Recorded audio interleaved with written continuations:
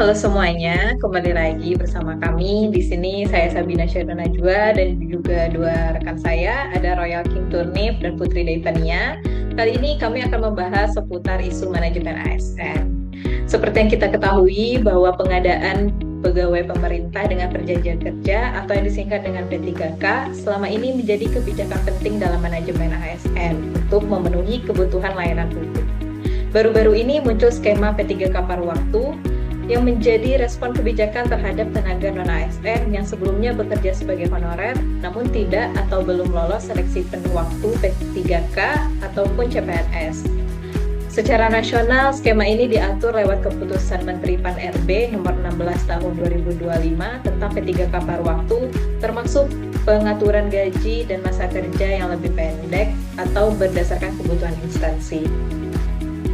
Di tingkat Provinsi Jambi sendiri, itu gaji P3K paruh waktu berkisar dari 1,5 juta hingga 3,5 juta, tergantung jam kerja, profesi, dan kemampuan anggaran daerah.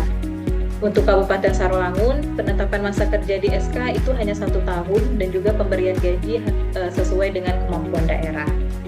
Oleh karena itu, mari kita bahas kekuatan kebijakan ini dari perspektif dua rekan saya lainnya terkait manajemen ASN P3K paruh waktu ini. Terima kasih Sabina. Dari sisi pelaksanaan di daerah, kita lihat contoh Kabupaten Sarolangun. Sebanyak 726 P3K paruh waktu di Sarolangun menerima surat keputusan atau SK pengangkatan pada 30 Desember 2025 dan pembagiannya dilakukan serentak di masing-masing OPD atau organisasi perangkat daerah tempat mereka bertugas. Kepala BKPSDM Sarolangun, Ibu Linda Novita Hirawanti, menyampaikan bahwa penyerahan SK bagi para P3K paruh waktu ini menandai tahap penting bagi pengakuan formal atas peran mereka dalam penyelenggaraan pemerintahan dan pelayanan publik. Setelah menerima SK, para P3K paruh waktu diharapkan dapat memperkuat fokus kerja sesuai bidang masing-masing dan meningkatkan pelayanan kepada masyarakat. Dari sisi manajemen sumber daya manusia di daerah, ini merupakan suatu bentuk kepastian administratif dan status kepegawaian bagi tenaga yang selama ini bekerja membantu layanan pemerintahan tanpa kepastian status. Penyerahan SK secara serentak di masing-masing instansi juga menunjukkan upaya pemerintah daerah meningkatkan efisiensi dan transparansi proses kepegawaian, karena pegawai bisa langsung menerima keputusan di unit tempat mereka bekerja. Namun, tantangannya tetap ada. Kita harus memastikan bahwa hak-hak dan kompensasi yang sah bagi P3K paruh waktu konsisten dan adil. Serta skema ini bukan sekedar status semata, tapi juga bagian dari perencanaan jangka panjang dalam manajemen ASN. Saya ingin menanggapi dari sisi manajemen karir dan strategi SDM ASN. Jadi P3K paruh waktu ini memang memberi kejelasan administratif, namun ada beberapa implikasi penting yang perlu kita cermati. Yang pertama, evaluasi kinerja dan transisi karir. Jadi P3K paruh waktu pada dasarnya adalah kontrak kerja jangka pendek. Untuk perubahan status ke P3K penuh waktu atau PNS, dibutuhkan evaluasi kinerja yang sistematis dan jaminan anggaran yang memadai. Belum semua daerah siap sepenuhnya menerapkannya. Yang kedua, keadilan kompensasi. Meski aturan dasar mengatur bahwa gaji minimal sesuai dengan UMP atau UMK setempat, realitanya di beberapa daerah menunjukkan ketidaksesuaian. Misalnya di kabupaten lain, seperti di sekitar Jambi, gaji P3K paruh waktu bisa berada di kisaran 3,2 juta. Di Sarolangun berdasarkan UMP setempat. Ini bisa menjadi tantangan bagaimana daerah menyusun komponen remunerasi yang adil bagi P3K paruh waktu tanpa membebani APBD. Yang ketiga, pengelolaan anggaran dan perencanaan ASN. Kebijakan ini harus selaras dengan perencanaan kebutuhan ASN jangka panjang. Jadi bukan hanya solusi jangka pendek untuk mengatasi kekosongan tenaga honorer, tetapi juga bagian dari strategi perekrutan, pengembangan kompensasi, serta pengisian kebutuhan organisasi secara efektif dan berkelanjutan.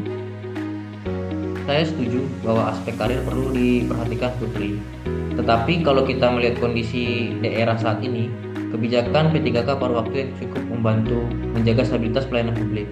Tanpa skema ini, banyak tenaga yang sudah berpengalaman justru bisa kehilangan pekerjaan, sementara kebutuhan pelayanan masih tinggi. Betul, Royal. Namun yang menjadi kekhawatiran saya, Jika pemerintah daerah terlalu bergantung pada skema paruh waktu karena lebih ringan bagi anggaran, maka peluang pembukaan formasi ASN penuh waktu bisa semakin terbatas. Dampaknya dampaknya pegawai bisa merasa tidak memiliki kepastian karir.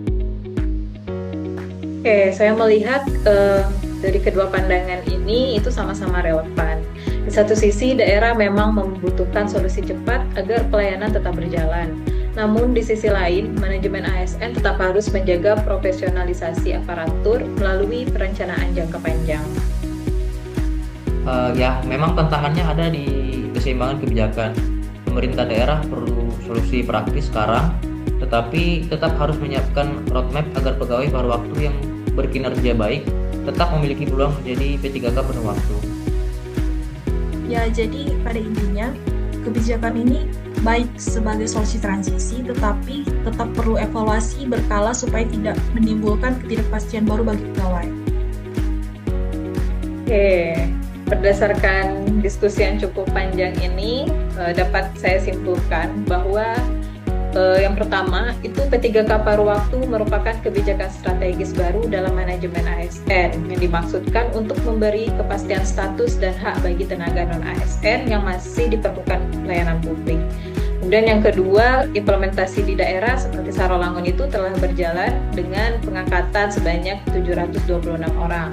Yang ketiga, tantangan utamanya itu terletak pada rencana karir, evaluasi kinerja, dan kesesuaian kompensasi terhadap kondisi anggaran daerah.